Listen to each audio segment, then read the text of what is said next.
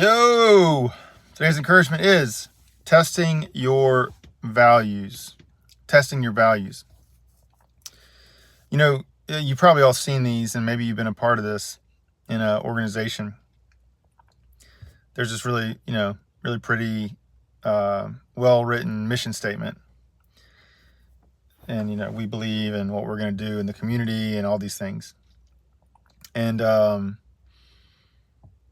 sometimes it's really superfluous and very wordy, or maybe it's short and succinct but super lofty.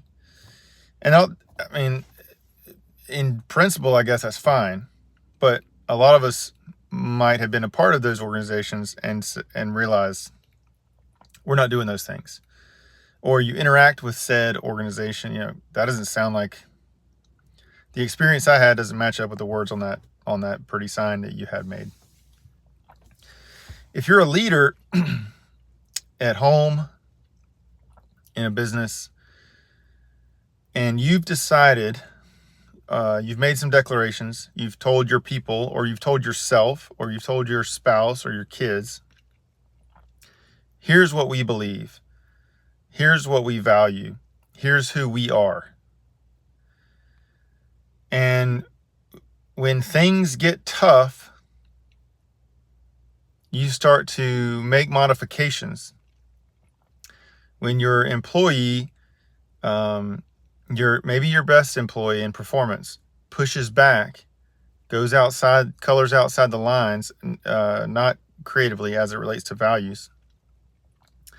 When your kids push up against this, and it becomes suddenly, it's not a fun brainstorming session on the whiteboard, or a cutesy creative session with the sign company, or a practice in unique vocabulary and wording to impress your board. Suddenly, it's real. And you're standing face to face with opposition to your values and your beliefs and what you said, what you printed, what you've stood up in a meeting and declared.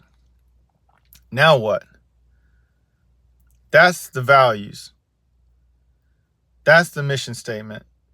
That's when we're tested, is when we prove it. Not when we're in a little safe space with people who are applauding our creativity or our lofty ambitions. It's when our top salesman has done or said something that is in direct opposition to our values. Maybe it's an accident. Maybe he's pushing the limits. Maybe he's trying to see how far he can go. I'm not saying it has to be malicious, but the point is, our employee or our kid or ourselves, we are testing to see, is this really what we believe? Perhaps, I think this is should not be the norm, but perhaps you realize, this is not really who we are. But if you find yourself constantly getting out the eraser and modifying your values for every situation you're in, that's not a value, and you don't have conviction. If you say that this is a value, if you say that you're going to practice integrity, or you're going to practice honesty, or you're going to put the customer first, and then crap comes up and it gets hard, and you decide, well, not this time, then it ain't a value. And that's all right, but we got to be careful,